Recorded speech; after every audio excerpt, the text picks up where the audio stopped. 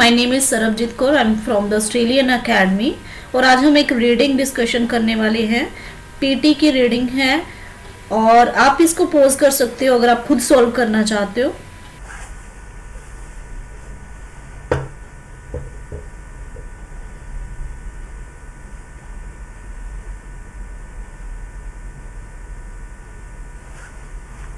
Start करते हैं discussion guys. First of all आपने देखना है कि कौन से टेंस में ये पैराग्राफ है। तो मैं ऑलवेज ये बात आपको बोलती हूँ कि आप टेंस जरूर देखिएगा। टेंस मीन्स ये जरूरी नहीं है कि पूरा पैराग्राफ पास में जाएगा, लेकिन हाँ जहाँ तक वो है 3 लाइन 4 लाइन जो भी हैं आपको मिल जाती हैं तो थोड़ा इजी हो जाता है सॉल्व करना। तो फर्स्ट सबसे पहले मैं देखूंगी कि कौन से टेंस में ये पैराग्राफ जा रहा है। तो फर्स्ट लाइन है the environmental impact of the global textile industry is. अब इज आ गया मेरे पास और नेक्स्ट लाइन एक बार और चेक कर लेती हूँ। 1/3 of the water used world wide is, again is आ रहा है। इट मीन्स ये इंडिकेट कर रहा है अभी तो ये फर्स्ट जो वर्ब दिखा रहा है शो कर रहा है प्रेजेंट टेंस ये शो कर रहा है हमें। तो स्टार्ट करते हैं डिस्कशन के साथ। The environmental impact of the global textile industries heart of state, के जो इम्पैक्ट पड़ रहा है टेक्सटाइल इंडस्ट्री का उसको ओवरस्टेट करना बहुत हार्ड है। 1/3 of the water used world wide is spent fashioning fabrics. और 1/3 जो वाटर है पूरी दुनिया का वर्ल्ड वाइड अगर हम बात करें तो वो कहाँ खर्च हो जाता है, फैशनिंग फैब्रिक्स में यूज हो रहा है।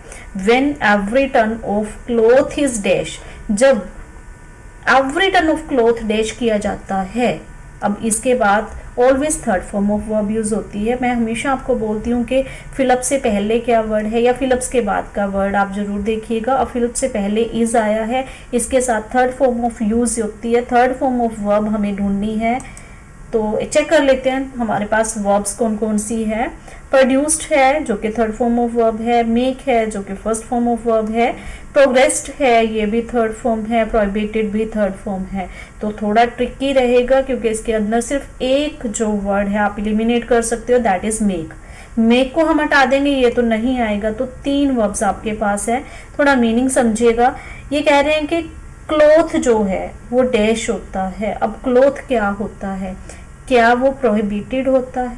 प्रोहिबिटेड मीन्स मनाही होना, नहीं प्रोहिबिटेड तो नहीं होता। अगर बात ही टेक्सटाइल इंडस्ट्री की हो रही है तो वहाँ तो क्लॉथ बनता है, बनाया जाता है। तो प्रोग्रेस्ड भी नहीं होता, उसकी कोई प्रोग्रेस तो नहीं होती क्लॉथ की। तो वो क्या होता है, प्रोड्यूस्ड होता है। तो राइट आंसर इज प्रोड्यूस्ड। वो कहते हैं जब भी क्लॉथ यूज होता है 200 tons of water is polluted with chemicals and heavy metals. तो 200 टन तक जो हमारा वाटर है पोल्यूट हो जाता है, गंदा हो जाता है केमिकल्स की वजह से या जो भी हैवी मेटल्स उसमें यूज होते हैं उसकी वजह से। And estimated 1 trillion kilowatt hours of electricity power the factories that card and comb spin and weave and cut and stitch materials into everything from T shirt to towel.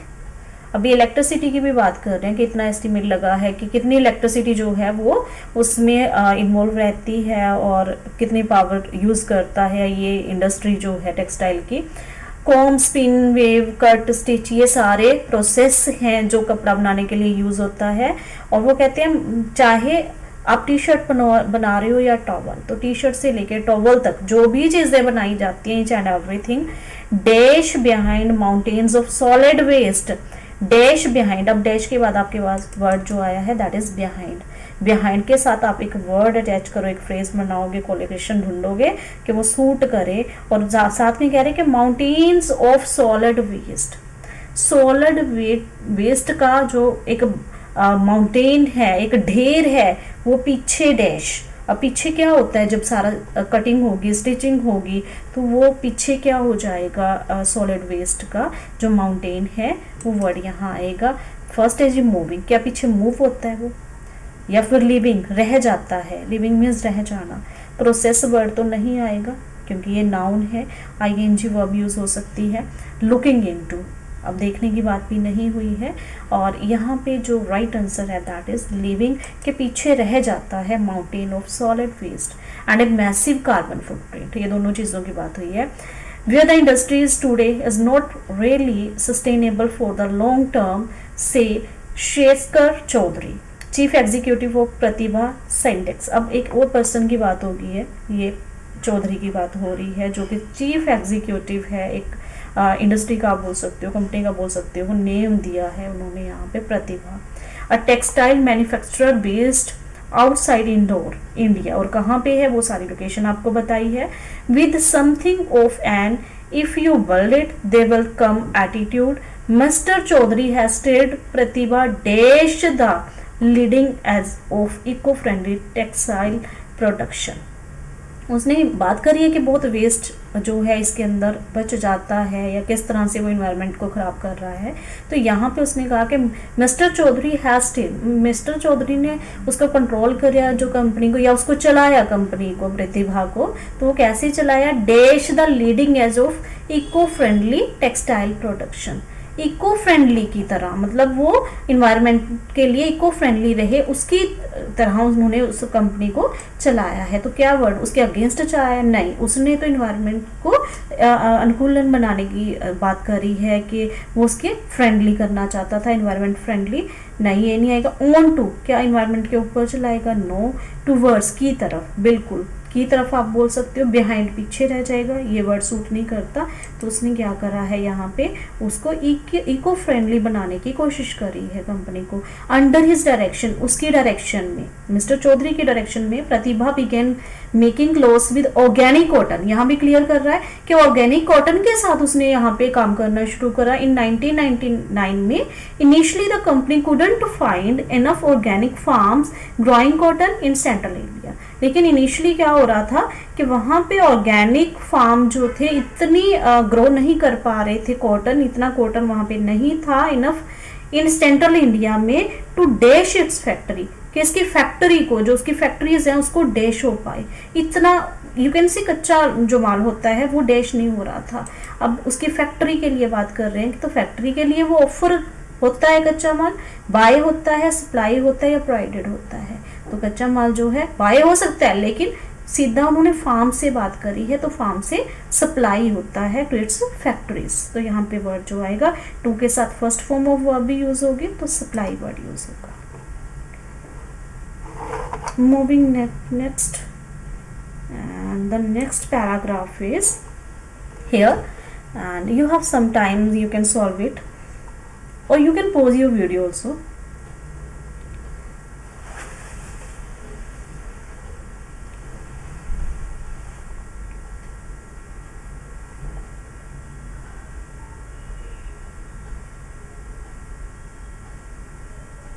Okay, so let's start. People modify cultural ideas in their minds. लोग क्या करते हैं, अपने दिमाग में जो उनके cultural ideas हैं उनको मॉडिफाई कर देते हैं। अब प्रेजेंट में बात हो रही है, पैराग्राफ को जरूर देखना है कि प्रेजेंट में बात हो रही है। And sometimes they pass on the modified version, और जो वो पास करते हैं आगे, कन्वे करते हैं, पास करते हैं जो भी आइडियाज़ या मैसेज जो भी, वो मॉडिफाई हो जाता है उसका version. Immediately there are unintentional modification, वो जानबूझ के उसमें मॉडिफिकेशन नहीं करते, अनइंटेंशनली हो जाता है as well, partly because of straightforward error and partly because inexplicit ideas are hard to dash accurately.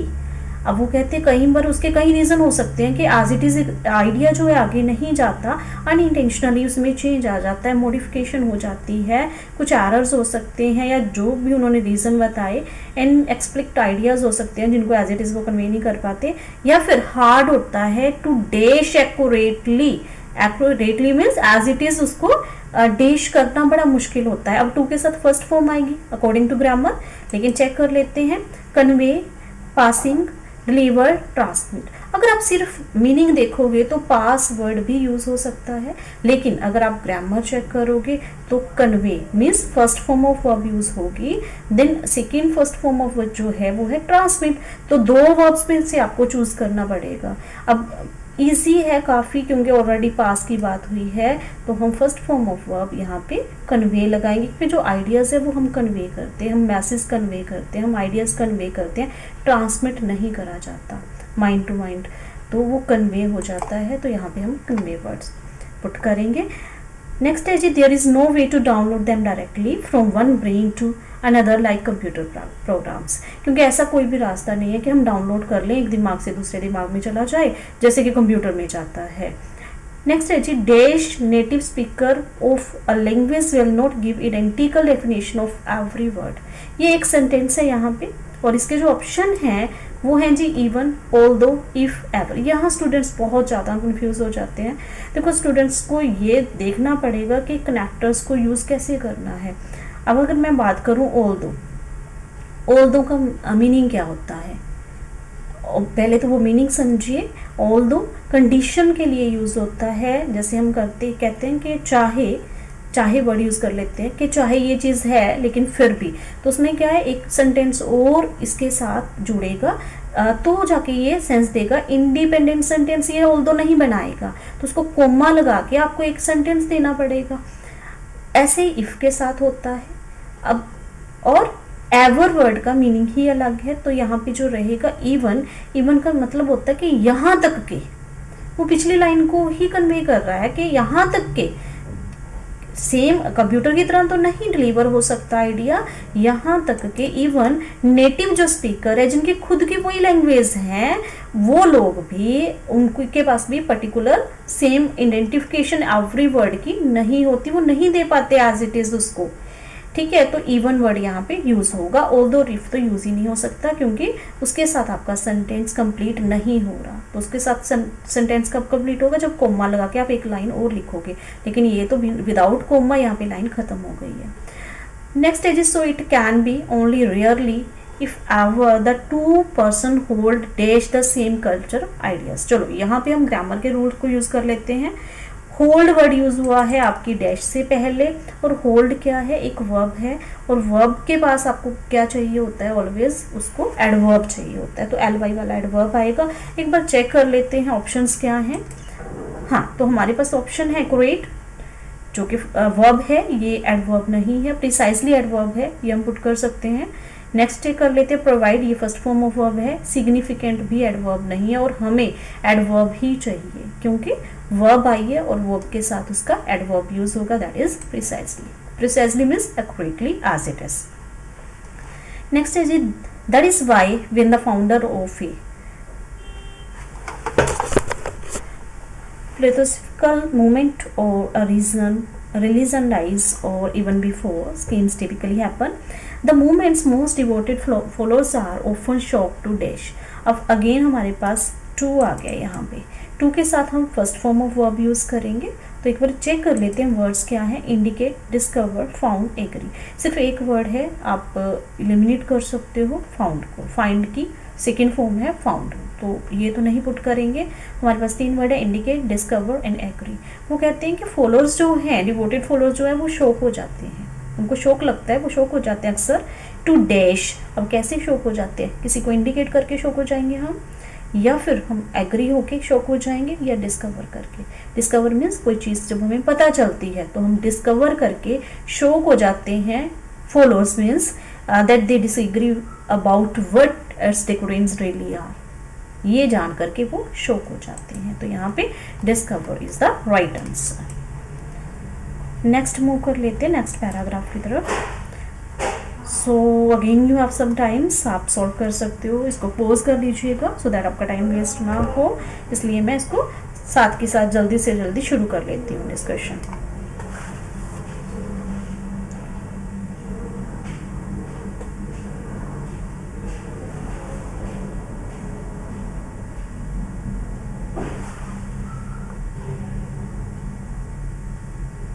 Let's start the discussion. Life on earth, life जो धरती पे है, dash such basic ingredients carbon, hydrogen, nitrogen, oxygen, sulphur, phosphorus. Right, ये ingredients की बात करी है। और लाइफ ऑन अर्थ, अब आप देखोगे इस पूरी लाइन के अंदर एक वर्ब मिसिंग है, तो आपको एक वर्ब चाहिए, और वर्ब कौन सी चाहिए, जिसमें पैराग्राफ ये चल रहा है टेंस में, तो ये टेंस कौन सा है वो देख लेते हैं। नेक्स्ट लाइन से 2-6 आर, अब आर क्या इंडिकेट कर रहा है कि प्रेजेंट का पैराग्राफ है, और बात हुई है लाइफ की जो कि सिंगुलर वर्ड है। सिंगुलर वर्ड के लिए जो वर्ब आने वाली है वो एस वाली आएगी। तो चेक कर लेते हैं, रिक्वायर्स, आउटसाइडर्स, इम्बाइब, बायर्स। अब हमारे पास जो वर्ब है एस वाली वो है रिक्वायर्स। अब आपको कहोगे बायर्स ये नाउन है, आउटसाइडर्स भी नाउन है, तो एस वाली वर्ब हमारे पास सिर्फ रिक्वायर्स है, तो लाइफ को क्या जरूरत है, इन 6 इंग्रेडिएंट्स की जरूरत है, जिनके नाम दिए हैं दोज 6 डैश आर। अब दोज 6 डैश आर, 6 आया तो एस वाला वर्ड ही आएगा, एस, क्योंकि जब भी काउंटिंग दे रखी हो ना 2 3 4 5 6 या जितनी मर्जी, तो उसके बाद एक एस वाला नाउन यूज होता है। हाँ, हम ये देख सकते हैं कि डैश के बाद तो नहीं यूज हुआ, लेकिन डैश के बाद तो आर आ गया, यूज नहीं हुआ, तो यहाँ पे एस वाला वर्ड आएगा। अब सारे एस वाले वर्ड हैं, मैंने चेक करा तो सारे एस वाले वर्ड हैं, तो दोज वर्ड आपकी हेल्प करेगा। दैट, दीज, दोज, दिस, ये जो वर्ड होते हैं वो जो पहले हमने जिस टॉपिक की बात करी है, जिस चीज़ की बात करी है, उसी को इंडिकेट करने के लिए ये वर्ड यूज़ होते हैं। दोज मीन्स उन 6 इंग्रेडिएंट्स की बात हुई थी, तो इंग्रेडिएंट्स के लिए आप इनमें से क्या वर्ड लगाओगे, तो एलिमेंट वर्ड्स यहाँ पे यूज़ होगा। तो ये दीज, दोज, दैट, ये वर्ड भी आपको हेल्प करते हैं। Are the building blocks for DNA and RNA along with proteins and fats, which means they are essential for life as we know it. But it might be time to update that list because scientists have found a bacterium that can do without phosphorus, live on arsenic instead. The Daesh had a guess. अब इन्होंने कहा Daesh had a guess. अब guess कौन लगाएगा? Gas तो इंसान ही लगा सकते हैं, और इसके अंदर बात हो रही है तो ऑब्वियस है कि साइंटिस्ट ने लगाया होगा, लेकिन हाँ चेक कर लेते हैं। Researchers, learners, players, universities. देखो यूनिवर्सिटी तो गैस नहीं कर रही क्योंकि बात ही नहीं हुई है कहीं पे यूनिवर्सिटी की, प्लेयर्स के बारे में कोई बात नहीं हुई, साइंस का पैराग्राफ चल रहा है। और लर्नर्स क्यों गैस करेंगे, लर्नर्स की बात नहीं हुई, तो रिसर्चर वर्ड सूट करेगा, या साइंटिस्ट होता है या रिसर्चर्स होते हैं, वो ही गैस लगाएंगे। क्या गैस लगाए उसको पढ़ सकते हो कि गैस कौन सा और गैस को कौन लगा सकता है, स्टूडेंट्स तो नहीं लगाएंगे, लर्नर्स तो नहीं लगा सकते, तो वो उस वे से आप इसका आंसर कर सकते हो, तो काफ़ी ईजी है। नेक्स्ट है जी, नेक्स्ट हम फिलअप पे आ जाते हैं क्योंकि पूरा पढ़ेंगे तो टाइम वेस्ट होगा। आप इसको अच्छी तरह से ज़रूर पढ़िएगा और ट्रांसलेशन करने की कोशिश कीजिएगा। नेक्स्ट है जी, and tests dash that the organisms compensated for the lack of phosphorus by building their DNA with arsenic stat. Okay, and tests dash. अब टेस्ट क्या करते हैं, अब टेस्ट ने क्या करा होगा, अब सब्जेक्ट जो है वो टेस्ट बना है, टेस्ट क्या करेंगे यहाँ पे, टेस्ट कंफर्म करता है। कोई भी टेस्ट करोगे कुछ किसी भी चीज़ पे, टेस्ट से हमें कंफर्म हो जाती है चीज़, वो पक्की हो जाती है कि हाँ ऐसा हुआ या नहीं हुआ, तो कंफर्म वर्ड जो है यहाँ पे सूट करेगा। नेक्स्ट पैराग्राफ, अगेन आप पॉज कीजिएगा इसको, वीडियो को, और पॉज करके आप इसको सॉल्व कर सकते हो।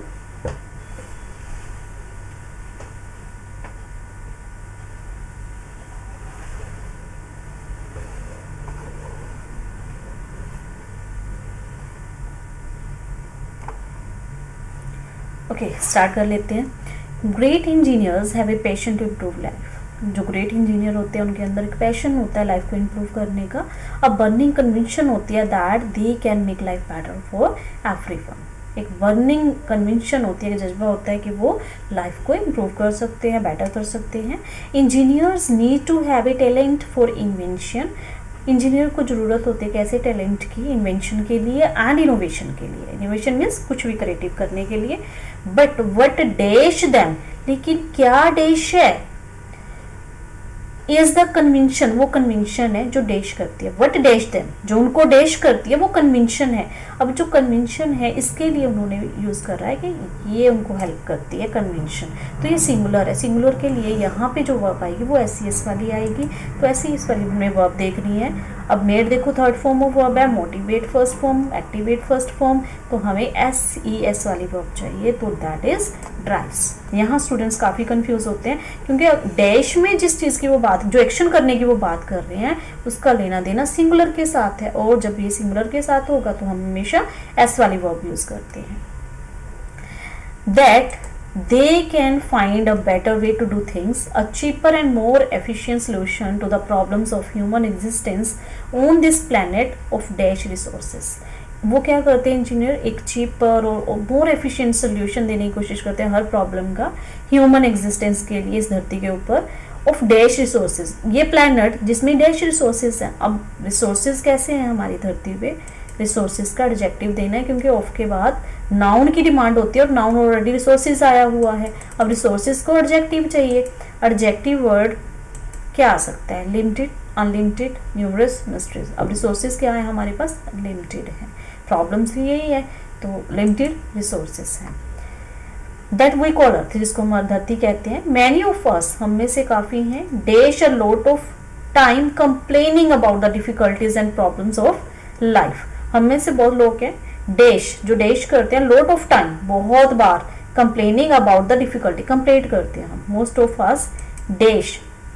अब यहाँ पे मैंने कहा कि आपने पैराग्राफ देखना टेंस कौन सा, तो फर्स्ट फॉर्म तो आएगी। फर्स्ट फॉर्म में अब यहाँ कोई भी वर्ब नहीं आई, आप ये भी चेक कर सकते हो कि पूरे सेंटेंस के अंदर कोई वर्ब नहीं आई, इज, एम, आर, कुछ भी ऐसा नहीं आया, ना कोई वर्ब आई है, तो हमें वर्ब तो चाहिए। ठीक है, तो ठीक है, वर्ब की डिमांड है। Take first form of verb है, spend first form of verb है, कोस्ट और सेव। अब कंफ्यूज किया हुआ है इन्होंने।